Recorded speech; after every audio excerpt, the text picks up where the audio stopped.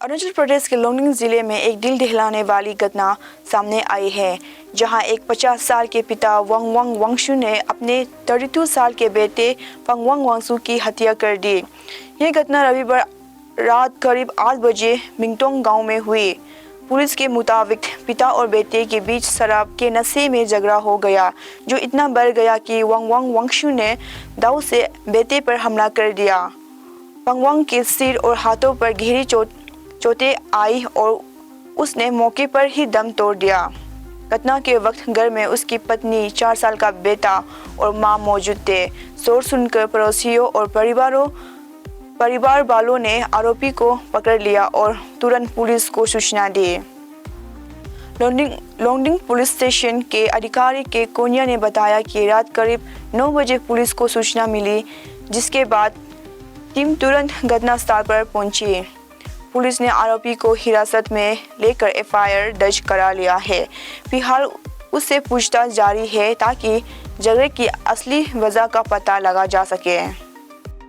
6 मार्च 2025 को अरुणाचल प्रदेश के 28 जिलों से आए हजारों क्रिश्चियंस न्योकुम ग्राउंड बोरम में इकट्ठे हुए और Arunachal Pradesh freedom of religion act 1978 के विरोध शांतिपूर्ण प्रदर्शन किया। अरुणाचल क्रिश्चियन फोरम के अंदर में किए गए इस आंदोलन में धार्मिक स्वतंत्रता पर लगाए गए सीमाओं को हटाने की मांग की गई।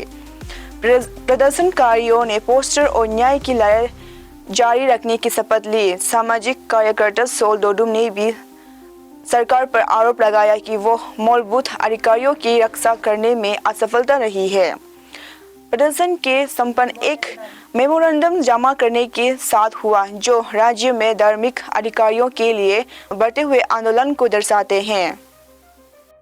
हेल्पिंग हैंड्स और टेक्नो बिलियन एआई मिलकर 7 मार्च 0 अरुणाचल प्रदेश के महात्मा गांधी सेंटर में एआई लैब का उद्घाटन किया गया। ये लैब छात्रों और शिक्षकों के लिए 3 महीने का फंडामेंटल ऑफ एआई कोर्स प्रदान करेगी। कार्यक्रम के तहत इंटर स्कूल कॉलेज हैकेथॉन भी आयोजित होगा, जिसका विषय होगा 0 में एआई शिक्षा को बढ़ावा देना। इसका उद्देश्य छात्रों और शिक्षकों में एआई के प्रति जागरूकता और रुचि बढ़ाना है। हेल्पिंग हैंड्स ने शैक्षणिक संस्थानों को आमंत्रित किया है, जहां प्रत्येक संस्था से 3 से 5 छात्र और 1 शिक्षक भाग ले सकते हैं। ये आयोजित एआई शिक्षा को बढ़ावा देना और अरुणाचल प्रदेश में तकनीक विकास को आगे ले जाने का एक बड़ा अवसर होगा। तनुसुपुंग दुपुंग ने 2025 के टीएसजी चुनावों के बाद शपथ ग्रहण समारोह और सतह सत्रण में देरी को लेकर सोशल मीडिया और सार्वजनिक मंचों पर हो रही चर्चाओं पर स्पष्टीकरण दिया है। टीएसजी के अनुसार इलेक्शन कमीशन जिसकी अगुवाई ईआर तारोमही कर रहे थे, 16 फरवरी 2025 को चुनाव कर परिणाम घोषित किए, लेकिन 19 फरवरी को रेरू गांव के श्री नानी ताचो ने टीएसजी संविधान और उप नियमों के अनुच्छेद 8 कलम 6 और कलम 8 के उल्लंघन का आरोप लगाते हुए एक शिकायत दर्ज कराई। इस पर पूर्व सेंट्रल एग्जीक्यूटिव बॉडी ने मामले की जांच की मांग की। इसके बाद गवर्नमेंट काउंसिल ने अनुच्छेद 10 कॉलम डी के तहत जांच समिति गठित की, जिसकी रिपोर्ट 10 मार्च 2025 तक प्रस्तुत की जानी है। 5 मार्च को जारी एक सलाह पत्र में गवर्नमेंट काउंसिल ने पूर्व सीईबी को निर्देश दिया कि जांच पूरी होने तक शपथ ग्रहण और सत्ता हस्तांतरण रोका जाए। टीएसजी ने ये भी स्पष्ट किया कि नव निर्वाचित सीईबी ने अभी तक अधिकारियों रूप में कार्यक्रम ग्रहण नहीं किया है। यदि ऐसा सदस्य किसी सार्वजनिक कार्यक्रम में भाग लेते हैं तो वे पर्सनल रूप में ऐसा कर रहे हैं, न कि टीएसजी के प्रतिनिधि के रूप में। Arunachal Pradesh union of working journalist gender council ने अरुणाचल प्रेस क्लब के साथ मिलकर महिला दिवस के अवसर पर महिला और बाल अधिकारियों सुरक्षा पर एक जागरूकता कार्यक्रम आयोजित किया। इंस्पेक्टर डोपी पकम ने महिला और बच्चों की सुरक्षा पर जोर दिया और माता पिता को अपनी बेटी से खुला संबंध रखने की सलाह दी। उन्होंने जल्दी शादी के नुकसान और कानूनी पक्ष पर भी बात की।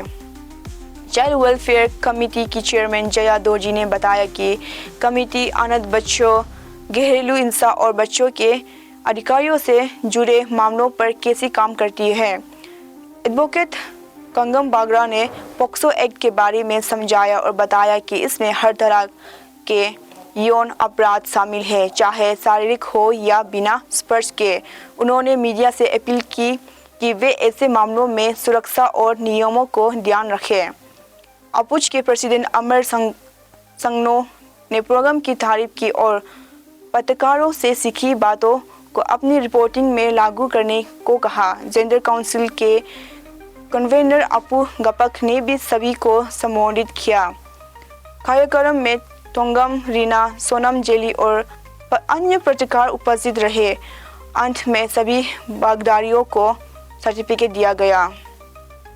8 मार्च नागपुतु पर हिचीबुला और पुदु अपू MPCS लिमिटेड ने Arunachal state rural livelihoods mission के तहत आवाज APWWS और WCD डिपार्टमेंट के साथ मिलकर महिला दिवस का भव्य आयोजित किया। इस बार का थीम था एक्सेलरेट एक्शन, जिसमें महिलाओं ने अपनी सफलता और चुनौतियों पर चर्चा की।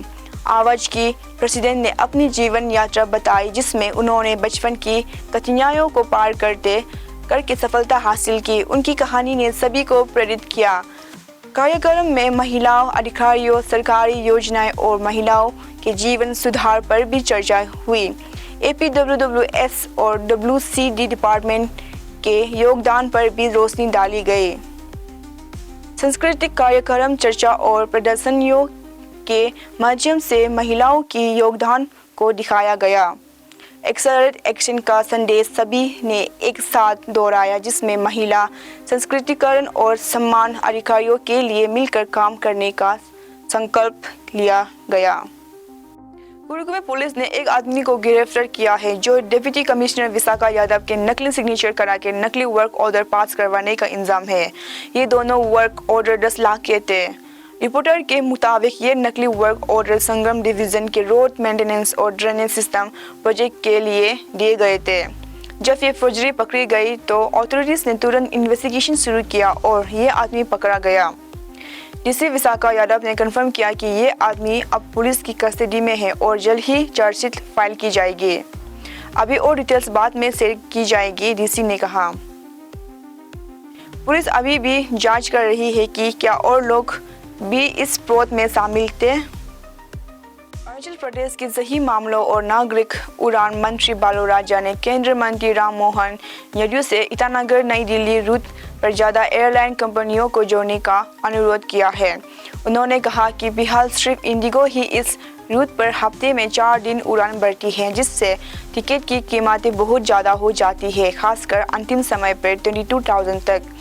उन्होंने मांग की है कि इस रूट पर अधिक एयरलाइन कंपनियों जोड़ी जाए, जिससे प्रतिस्पर्धा बढ़े और किराए कम हो।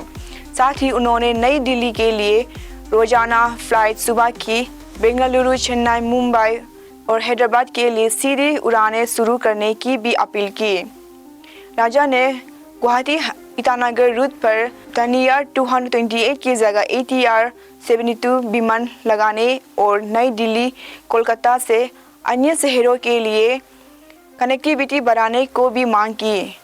उन्होंने कहा कि बेहतर हवाई सफ़र अरुणाचल प्रदेश के विकास के लिए ज़रूरी है।